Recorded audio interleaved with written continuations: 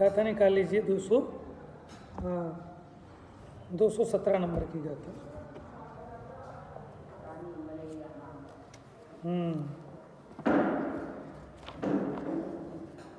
नमो अरिहंताणं नमो सिद्धाणं नमो आयरीयाणं नमो वज्रायाणं नमो लोय सव्यसाहूनम्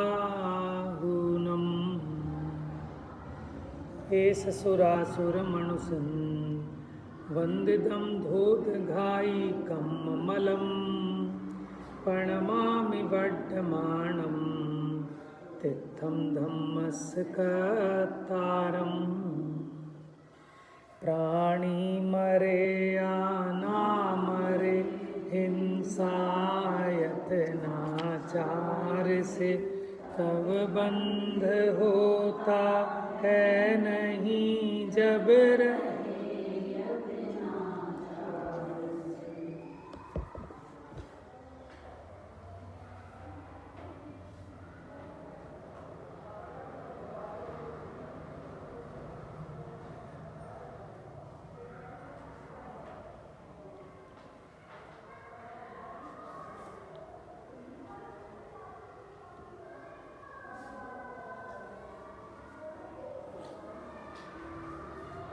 देखो, इससे पहले वाली जो गाथा थी 216, अभी आपने सुनना है बस, क्योंकि ये ग्रंथ टीका आपके पास नहीं है जैसे नाचार्य की।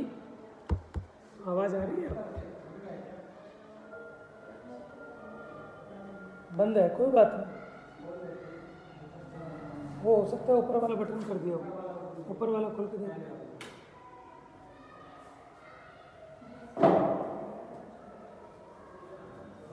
कोई नहीं, वो कर देगा। देखिए, संयम का घात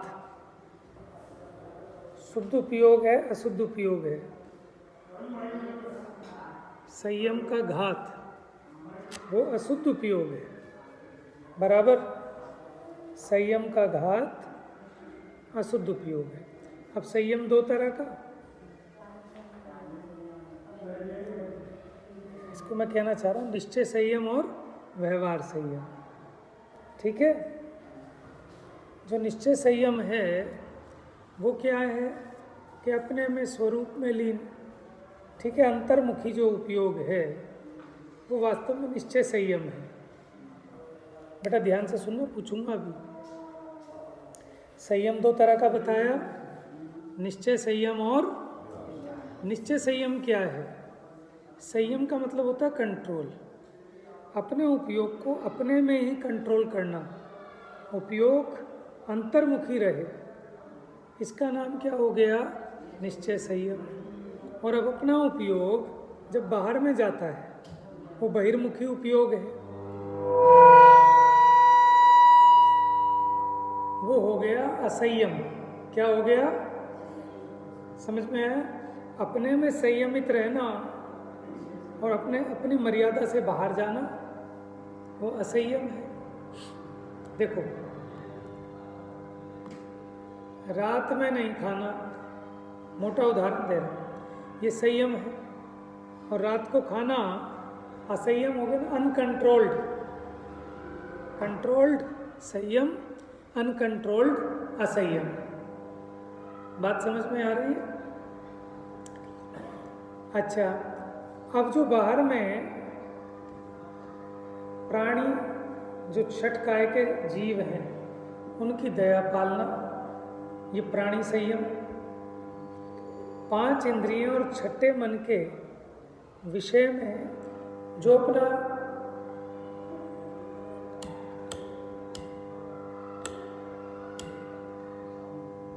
पांच इंद्रिय और छठे मन के विषय में अपना उपयोग जाना, ये क्या हो गया? इंद्रिय असंयम हो गया।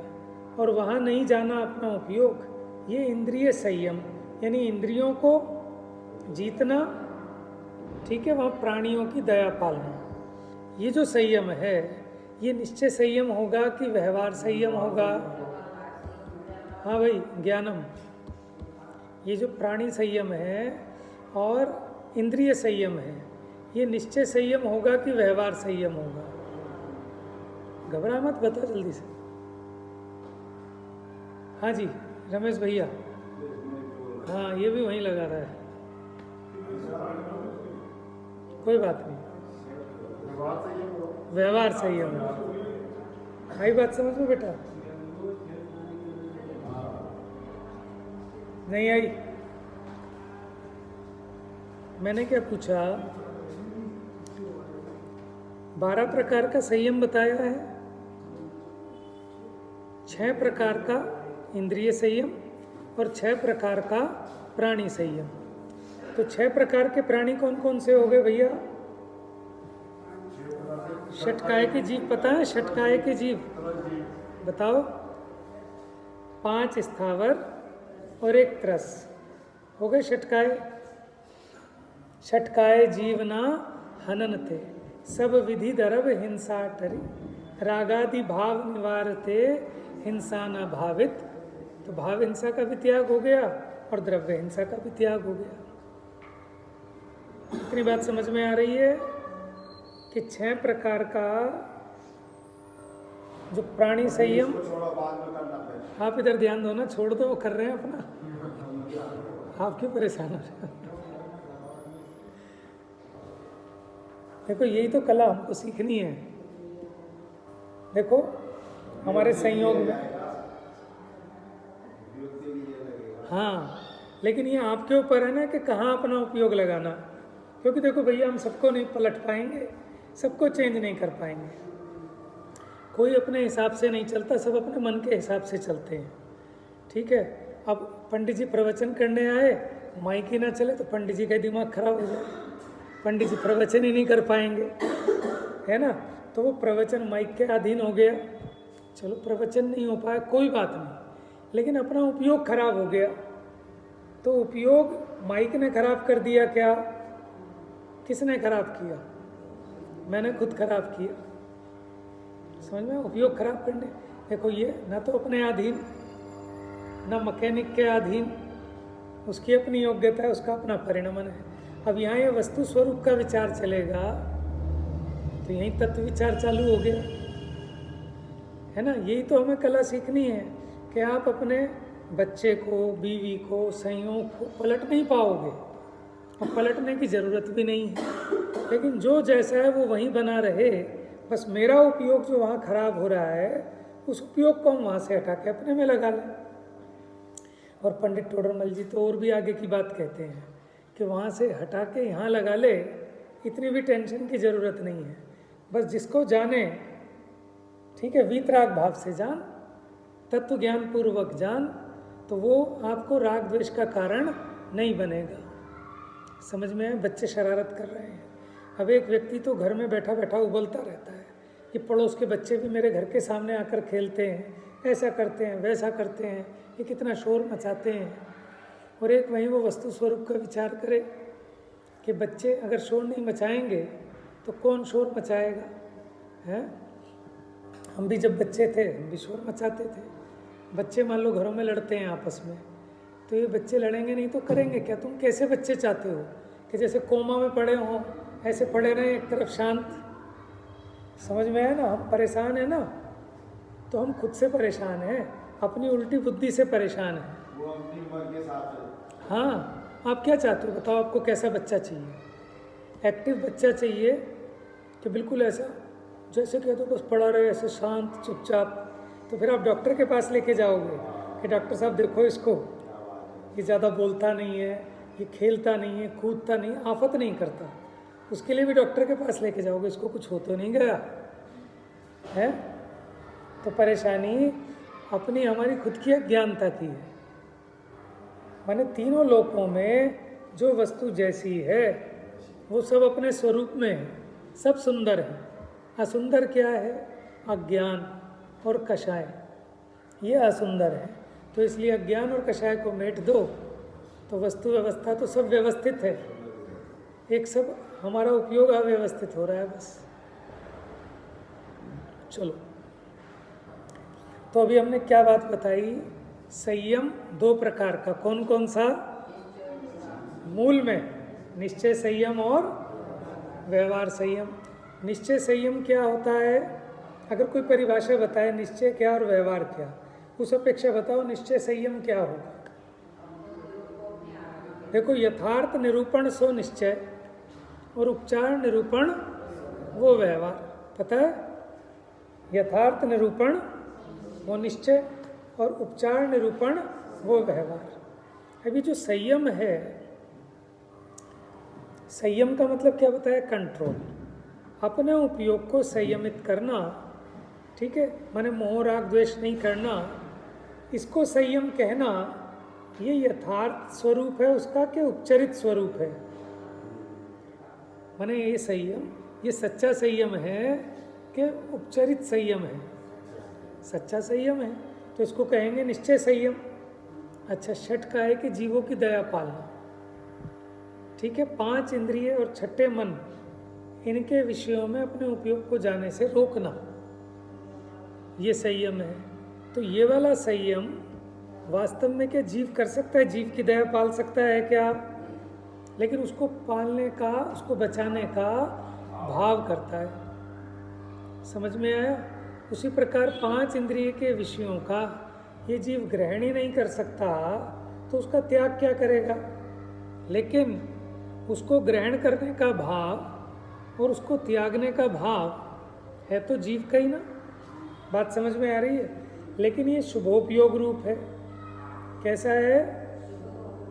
क्योंकि उसमें भी आपको किसी चिड़िया को आपने मरते देखा, अब आप उसको बचाने का जो प्रयास करते हैं उसमें भी आपको आकुलता होती है। आपकी आत्मा की शांति का घात तो होता है ना। आपकी आत्मा की शांति का घात हुआ तो उसको संयम में रखोगे कि असंयम में रखोगे? लेकिन आचार्य ने तो असंयम में नहीं रखा, संयम में रखा। लेकिन उसको क्या कहा? व्यवहार संयम। क्या कहा?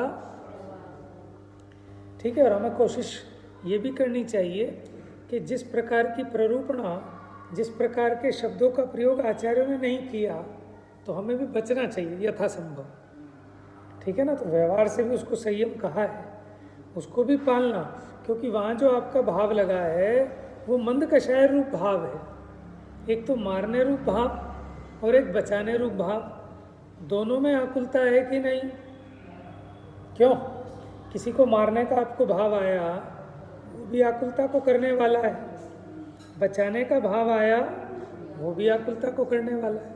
दोनों एक जैसे हैं कि कुछ अंतर है?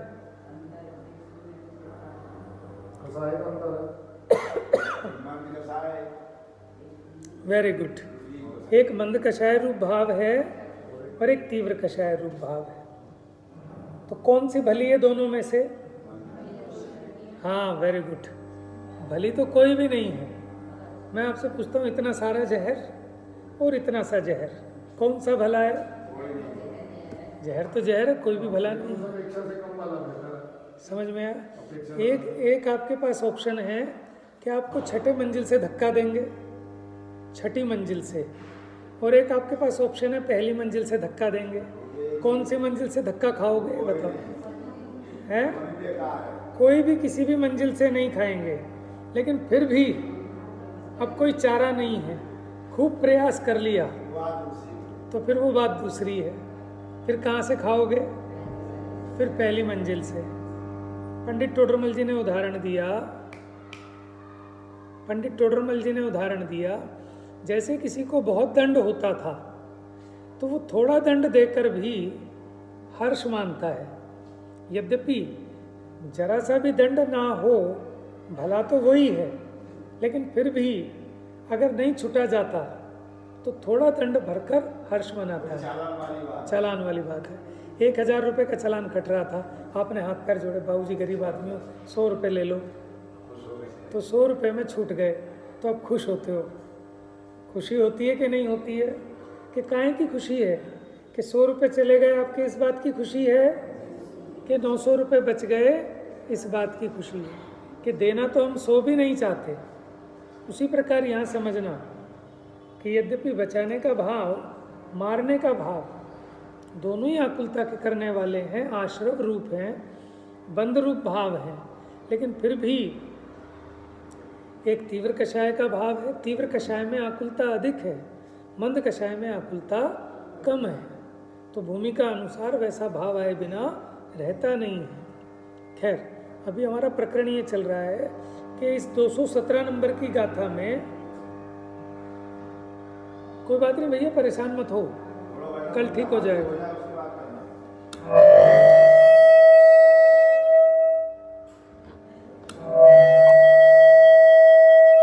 आवाज कम करो जरा।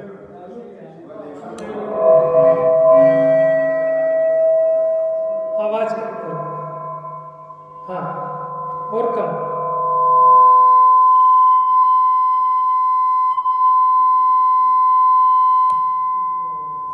कोई बात नहीं, अभी आज इसका समय नहीं है, कल ठीक हो जाएगा। दीदी, हम इस गाथा में फंस रहे हैं, 217 नंबर की गाथा है, और इसमें आचार्य देव ये कह रहे हैं कि अगर 28 मूल गुणों में भी अगर यत्नाचार प्रवर्तन है तो उसको अशुद्धोपयोग नहीं है, शुद्धोपयोग की कोटि में रख रहे हैं।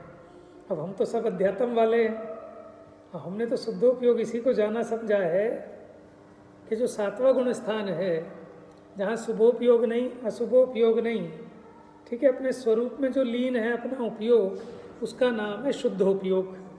लेकिन आचार्य देव यहाँ ऐसा क्यों कह रहे हैं, मतलब मुझे ऐसी जिज्ञासा उठी। तो अब जैसे आचार्य की टीका से भी पढ़ने की चेष्टा कर रहे हैं कि शायद कुछ और रहस्य इसमें खुल जाए।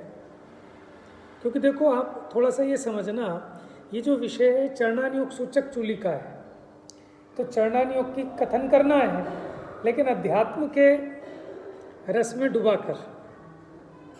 समझ में आया? अध्यात्म मिश्रित चरणानुयोग है। हाँ, पहले इन्होंने कहा था द्रव्यानुसारी चरणम, चरणानुसारी द्रव्यम, द्रव्य से सिद्धौ चरण से सिद्धि, प्रारंभ की श्लोक और गाथाएं थी, है ना। तो यहाँ हमको बहुत समझदारी से सब चीज़ों को समझना पड़ेगा, और हो सकता है कि इसमें कोई सीक्रेट भी हो। अगर वो कोड को हम डिकोड कर पाएँ तो बहुत अच्छी बात है, नहीं तो सामान्य स्वरूप तो समझ ही रहे हैं। तो मैं कह रहा हूँ संयम 2 प्रकार का। तो संयम का घात, ये अशुद्ध उपयोग, समझ में आया? संयम का घात होना, इसका नाम अशुद्ध उपयोग। अशुद्धोपयोग से संयम का घात होता है, और शुद्धोपयोग से संयम का घात नहीं होता, संयम का निर्वहन होता है।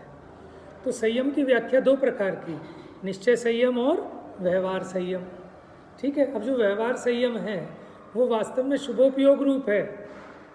जो व्यवहार संयम है वो शुभोपयोग रूप है, और जो निश्चय संयम है वो शुद्धोपयोग रूप है। एक बात। दूसरी बात, आत्मा में रागादि की उत्पत्ति होना, इसका नाम हिंसा है ना। क्यों? निश्चय से वो क्या है, पुरुषार्थ सिद्धि उपाय की गाथा है ना, बोलो बेटा, याद है? अप्रादुर्भावः खलु रागादीनां भवत्ते हिंसेति तेषामेव उत्पत्ति जिनागमस्य संक्षेपः। बड़ी फेमस उसका श्लोक है, आर्य छंद में लिखा हुआ है। इसमें क्या कहते हैं, आत्मा में रागादि भावों का उत्पन्न होना, इसका नाम हिंसा है, और आत्मा में उसका उत्पन्न नहीं होना, ये अहिंसा है। ये जिनागम का संक्षेप है, पूरे जिनागम का सार कह दिया।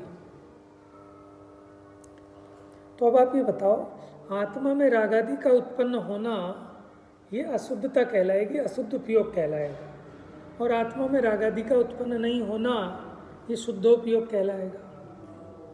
नहीं आई बात समझ में? क्या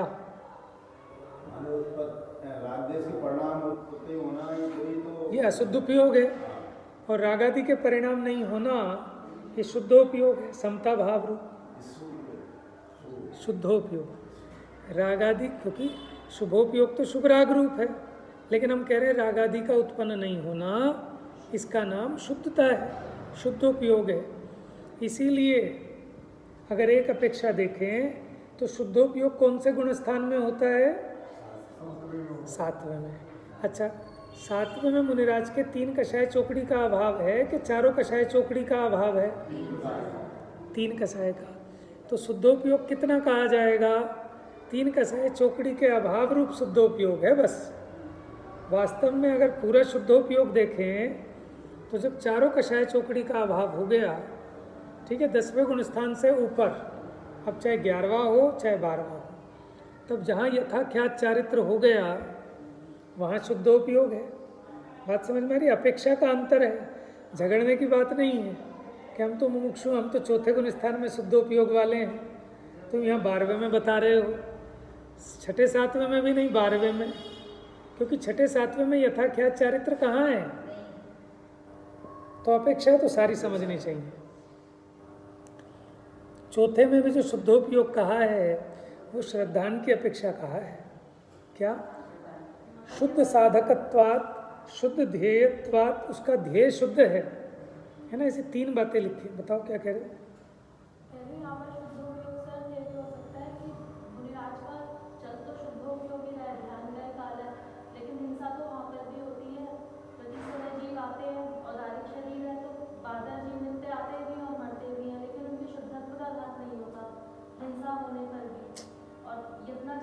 पालन करने पर भी अशुद्धत्व है, मतलब उसमें जो यहाँ पर कह रहे हैं कि चलना उठना बैठना आदि उससे शुद्धत्व का घात हो रहा है, वो शुद्धोपयोग है, तो उसमें हिंसा भी है। देखो अभी आई समझ में बात आपको? किसको आई बताओ? थोड़ी थोड़ी मैं समझा दूंगा। देखो ये भी एक बहुत बढ़िया बात, हम इसीलिए इस पर चर्चा कर रहे हैं कि आप लोगों को भी कुछ बात आएगी तो बात समझ में आएगी। उसका कहना ये है कि जो मुनिराज जब 7वां गुण स्थान है, भले ही कोई उनकी क्रिया नहीं हो रही, लेकिन फिर भी हिंसा अधिक तो होती है ना। वो शांत बैठे हैं, देखो श्वास तो चल रही है, आहार विहार निहार की क्रिया तो नहीं हो रही, ठीक है, लेकिन श्वास वाला आहार तो हो रहा है ना, आ रही है श्वास, जा रही है? नहीं, भले हाथ की नहीं है, हम भी यही बता रहे हैं, हाथ की नहीं है, लेकिन अपने संयम का घात नहीं किया ना उन्होंने। निश्चय संयम में आरूढ़ है ना, उपयोग अंतर्मुखी है ना, तो इसलिए वो उपयोग शुद्ध उपयोग है। और वहाँ इनके शरीर में निरंतर जीव उत्पन्न हो रहे हैं, मर रहे हैं, हमारे और आपके शरीर में भी उत्पन्न हो रहे हैं, मर रहे हैं, लेकिन हम और आप हिंसक हैं, हम भी कोई देख देख के नहीं मार रहे। यही कहना चाह रही हो ना। उनका भी औदारिक शरीर है, कोई परमोदारिक नहीं है, उसमें भी जीवों का घात होता है। हवा चली तो वो आकर उनके शरीर से अड़कर मर भी गए, लेकिन क्योंकि उन्होंने शुद्धोपयोग का घात नहीं किया, इसलिए वो मुनिराज अहिंसक हैं। ऐसी विवक्षा भी हो सकती है, बराबर हो सकती है। लेकिन हम अभी एंगल ये खोज रहे हैं कि जब मुनिराज छठे गुण स्थान में आए, आहार विहार निहार की क्रिया कर रहे हैं, उस समय वो शुद्धोपयोगी हैं कि अशुद्धोपयोगी हैं। अब यहाँ वो कह रहे हैं अगर वो यत्नाचार प्रवर्तन कर रहे हैं, देखो यत्नाचार प्रवर्तन कब होगा कि जब ये जीव को तीव्र रागाधिक होते हैं ना, तब इसके निरर्गल प्रवृत्ति होती है, अयत्नाचार रूप प्रवृत्ति होती है।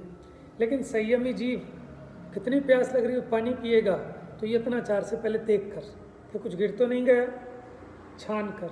और जिसके तीव्र कषाय होगी वो ना तो छानने की उसको फुर्सत और ना देखने की फुर्सत, वो तो उठाएगा और धड़ाम। बात समझ में आ रही है? तो दोनों की परिणति में राग की तीव्रता का है ना अंतर है। इस अपेक्षा भी यहाँ छठे गुण स्थान में जो उनके प्रयत्न पूर्वक यत्नाचार वाली चर्या हो रही है, इससे संयम का छेद नहीं हुआ, इस अपेक्षा भी इसको शुद्धोपयोग कहा गया हो सकता है। लेकिन यह कौन सा? हाँ, गाथा में तो, हाँ गाथा, अच्छा। तो आप ये देखो, अगर व्यवहार, जिसको हम व्यवहार संयम कहते हैं, है तो शुभोपयोग, उसको व्यवहार से शुद्धोपयोग भी कहा जा सकता है कि मुनिराज की भूमिका में मुनिराज का मुनिपना नष्ट नहीं हुआ, मुनि के योग्य जो प्रवृत्ति है वो बराबर है। इस अपेक्षा उनको अशुद्ध उपयोग नहीं कहा गया। किसको? कि जिस मुनिराज को यत्नाचार पूर्वक चर्या हो रही है उसको अशुद्धोपयोग न होने से अहिंसक कहा है। ये है ना गाथा में कि जिस मुनिराज को यत्नाचार पूर्वक प्रवृत्ति होने के कारण संयम का घात नहीं हुआ, शुद्धोपयोग का घात नहीं हुआ, ठीक है, अशुद्धोपयोग नहीं है, इसलिए भले ही उनके निमित्त से जीव की हिंसा हो जाए, जीव का घात हो जाए, तो भी वो अहिंसक है। बात तो यही है गाथा की। अब देखो जैसेनाचार्य की टीका पढ़ता हूँ। अच्छा, उससे पहले वाली गाथा का भावार्थ था संयम का घात ही अशुद्ध उपयोग है, आपके पास नहीं है। संयम का घात ही अशुद्ध उपयोग है। तो मैंने ऐसा इसलिए समझाया था कि संयम दो तरह का, निश्चय संयम का घात वो अशुद्ध उपयोग हो गया, माने 7वें गुण स्थान से गिर गए, निश्चय संयम का घात हो गया एक अपेक्षा, तो इसलिए अशुद्ध उपयोगी हो गए मुनिराज छठे में आकर। और अगर व्यवहार संयम का घात हो जाए, व्यवहार संयम का भी घात हो जाए, तो फिर तो वो अशुभ उपयोगी हो जाएंगे। आइए अब आगे। क्योंकि मुनिपद शुद्धोपयोग रूप, मुनिपद शुद्धोपयोग रूप है, अशुद्धोपयोग से मुनिपद का नाश होता है। क्या कह रहे हैं? अशुद्धोपयोग से मुनिपद का नाश होता है, और अशुद्धोपयोग का होना यही हिंसा है। हिंसा किसको कहा? संयम का छेद, ठीक है, माने शुद्धोपयोग से च्युत होना, माने अशुद्ध उपयोग होना, ये अंतरंग छेद है, यही हिंसा है। सबसे बड़ी हिंसा ज्ञान दर्शन रूप शुद्धोपयोग के घात से ही होती है। वह अशुद्धोपयोग मुनि के निरंतर उस समय ही समझना चाहिए जिस समय मुनि है, गलत छपा है, फिर वह शुद्धोपयोग होना चाहिए। वह शुद्धोपयोग मुनि के निरंतर उस समय ही समझना चाहिए जिस समय मुनि सोना बैठना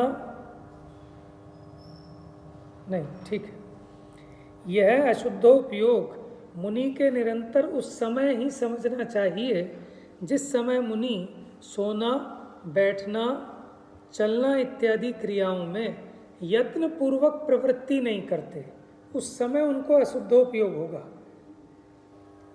यत्न के बिना मुनि की क्रिया 28 मूल गुण की घातनी है। यत्न उस ही समय में नहीं होता जिस समय में उपयोग की चंचलता होती। ये इंपॉर्टेंट बात है कि यत्न कब नहीं होगा? कि जब उपयोग की चंचलता होगी। कल उदाहरण दिया था कि मैंने अब जो भी काम कर रहे हैं, मान लो परिक्रमा ले रहे हैं, अगर आपका उपयोग चंचल है, कहीं और है, तो फिर वो यत्नाचार प्रवृत्ति नहीं होगी, है? यदि उपयोग की चंचलता ना हो तो यत्न अवश्य हो। इसलिए उपयोग की जो निश्चलता है, समझ में आया? उपयोग की जो निश्चलता है वही शुद्धोपयोग है। क्या कह रहे हैं? उपयोग की चंचलता अशुद्धोपयोग और उपयोग की निश्चलता शुद्धोपयोग। ये तुम्हारे इसमें संस्कृत में दिख रहा है क्या? नहीं, अभी नहीं, वो पीछे वाला भावार्थ है। हाँ, यत्न सहित क्रिया से भंग नहीं होता, माने छेद नहीं होता, और यत्न रहित क्रिया से भंग होता है। इसलिए ये बात सिद्ध हुई कि मुनि की जो यत्न रहित क्रियाओं में प्रवृत्ति है वह सब निरंतर शुद्धोपयोग रूप संयम की घातने वाली हिंसा ही है। इसलिए मुनि को यत्न से रहना योग्य है। अब जो हम 17वीं गाथा की बात कर रहे हैं, आगे अंतरंग बहिरंग के भेद से संयम के घात के भी 2 भेद हैं, वह दिखाते हैं। दूसरा जीव मरे अथवा जीवित रहे, जिस मुनि का आचार यत्न पूर्वक नहीं है, जिस मुनि का आचार यत्न पूर्वक नहीं है, उसके हिंसा निश्चित है। समझ में आया?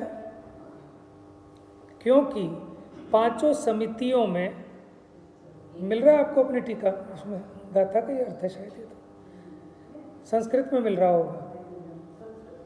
5 समितियों में, अब समिति तो प्रवृत्ति रूप है, पांचों समितियों में यत्न पूर्वक प्रवृत्ति करने वाले मुनि के बाह्य में जीव के घात होने मात्र से बंद नहीं होता।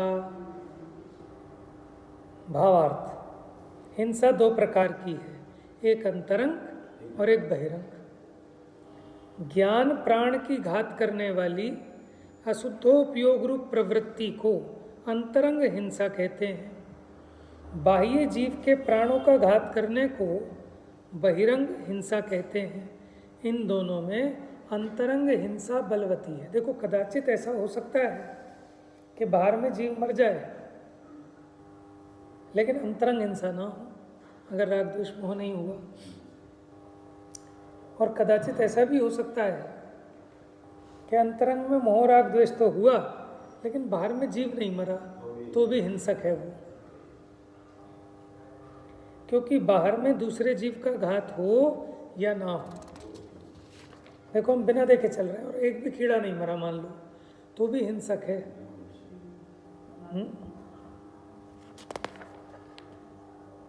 क्योंकि बाहर में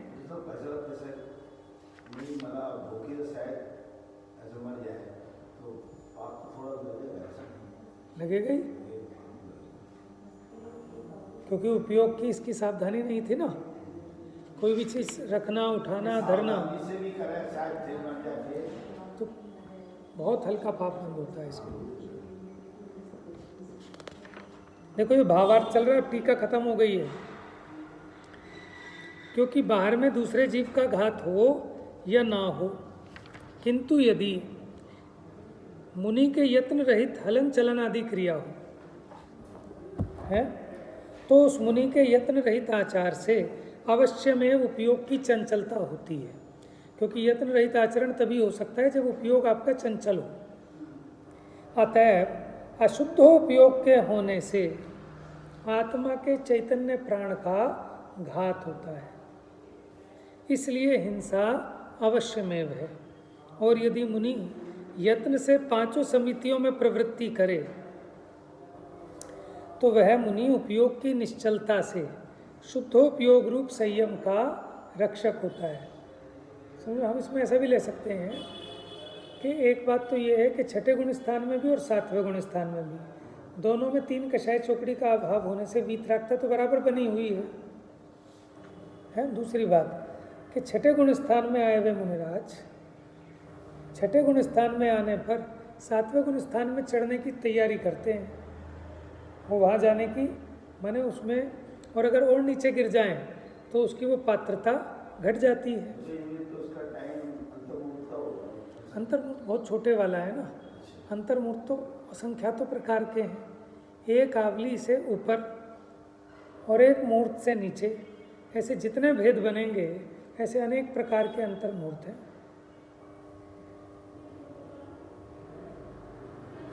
इसलिए बाहर में कदाचित दूसरे जीव का घात भी हो, तब भी अंतरंग अहिंसक भाव के बल से बंद नहीं होता। इसलिए शुद्धोपयोग रूप संयम की घातने वाली अंतरंग हिंसा ही बलवती है। अंतरंग हिंसा से अवश्य ही बंद होता है, किंतु बाहर की हिंसा से बंद होता भी है और नहीं भी होता। अगर वो बाहर की हिंसा अशुद्धोपयोग सहित है तो बंद होगा, और बाहर की हिंसा अशुद्धोपयोग से रहित है तो बंद नहीं होगा। तो बंद का मूल कारण अपना अशुद्धोपयोग है। यदि यत्न करने पर भी, देखो इसलिए कुंद आचार्य की गाथा है ना,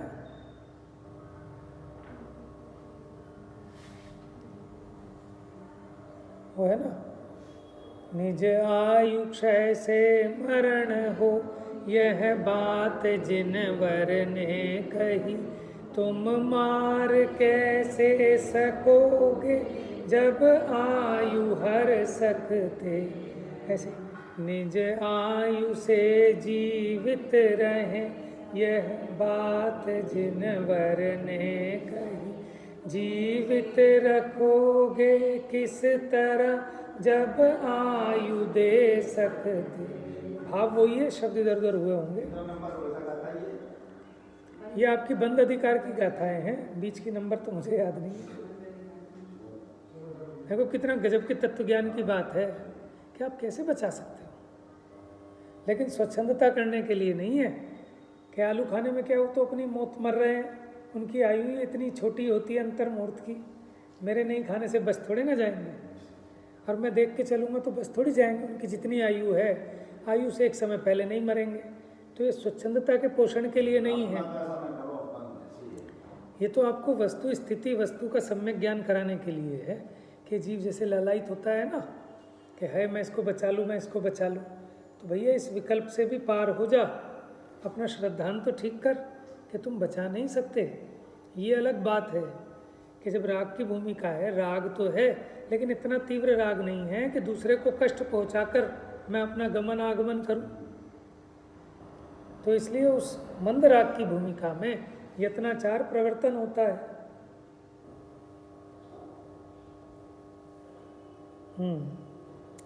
यदि यत्न करने पर भी बाह्य हिंसा हो जाए तो बंद नहीं होता, और जो यत्न ना हो तो इसका मतलब जीव को जो बंद होता है ना वो अपने परिणामों से होता है, पर द्रव्य से कोई इसके बंद का संबंध। लेकिन फिर भी बुद्धिपूर्वक जो हिंसा के निमित्त हैं उससे बुद्धिपूर्वक बचाते भी हैं। उसी पर तो पूरा चरणानुयोग खड़ा है, समझ में, पानी छान के पियो, कह रहे भैया पानी छान के पीने से क्या होगा, अपने परिणाम निर्मल कर लेंगे तो हिंसा होएगी नहीं, पानी कैसे ही पीते रहो। कि नहीं, ये जो तेरे को अनछना पानी पीने का राग आया इससे समझ में आ गया कि तेरा उपयोग अशुद्ध है, उपयोग की विशेष चंचलता है, राग आदि की विशेष तीव्रता है, उसके बिना ये अयत्नाचार निरर्गल प्रवर्तन नहीं हो सकता। और देखो बाह्य हिंसा का जो निषेध किया है, समझना वो वाली बात आ गई, बाह्य हिंसा का जो निषेध किया है वो भी अंतरंग हिंसा के निवारण करने के लिए किया है। वास्तव में हम क्या छुड़ा रहे हैं, आपके भाव को छुड़ा रहे हैं। परद्रव्य का क्या त्याग कराया हमने, लेकिन आपको परद्रव्य में जो आसक्ति रूप भाव था उस राग को छुड़ाया ना, आपसे पैसा दान कराया, पैसा आपका है कहाँ, उद्गल का काम है, लेकिन आपने क्या त्यागा उसमें कि एक तो उस पैसे के प्रति ममत्व त्यागा, अपना लोभ त्यागा, समझ में आया। और मेरा पैसा विषय भोगों में ना जाकर कुछ तत्व ज्ञान की प्रभावना में लगे, कुछ बेचारे जीव इस मोक्ष मार्ग को प्राप्त करें, ऐसी आपकी विशुद्ध भावना में गया। तो आपको अपने इस भावना का बंद उस हिसाब से बंद है। तो देखो बाह्य हिंसा का जो निषेध किया है सो भी अंतरंग हिंसा के निवारण करने के लिए किया है, इसलिए अंतरंग हिंसा त्याज्य है और शुद्धोपयोग रूप अहिंसक भाव उपादेय है। ये जयसेनाचार्य की टीका हुई। समय भी पूरा हो गया, अब ये 217 की गाथा थोड़ी सी इसमें जो इन्होंने छंद लिखे हैं वृंदावन दास जी के उसको भी पढ़ेंगे, देखें उसमें भी शायद कुछ और क्या मिलता है। दीदी आपका क्या विचार है इसमें, आप कुछ, हाँ आप देखना, क्योंकि 217 नंबर की गाथा जब आई ना तो एकदम से वो व्यवहार वाली बात को भी ले लिया उन्होंने कि वास्तव में तो शुभोपयोग है, जो यत्नाचार रूप प्रवृत्ति है माने समिति रूप प्रवर्तन है वो तो शुभोपयोग है ना। लेकिन वहाँ वो कहते हैं कि वहाँ भी उसके संयम का छेद नहीं हुआ, इसलिए अशुद्धोपयोग नहीं हुआ, इसलिए उसको अंतरंग छेद नहीं है। किसको, कि जो मुनि यत्नाचार रूप प्रवृत्ति करता है। लेकिन अगर हम द्रव्यानुयोग की दृष्टि से देखें तो जो यत्नाचार रूप प्रवृत्ति कर रहा है, आहार विहार आदि क्रियाएं, तो वो तो शुद्धोपयोग से च्युत हो गया, छठे गुण स्थान में आ गया। हाँ, तो उसको अशुद्धोपयोग क्यों नहीं माना, है ना। तो शायद आचार्य चरणानुयोग की मुख्यता से कथन कर रहे हों यहाँ पर, तब तो वो बात बैठ जाएगी, कोई दिक्कत नहीं।